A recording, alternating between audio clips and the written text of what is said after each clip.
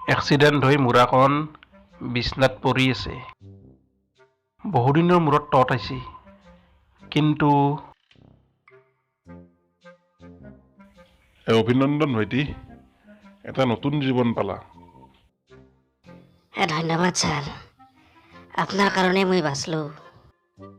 পিছে তোমাৰ দুটা খবৰ আছে, এটা ভাল এটা বেয়া। কচোন কোনটো আগতে কওঁ? ভালটো পাছতে শুনিম দিয়ক, আগতে বয়াটোকে কওকচোন।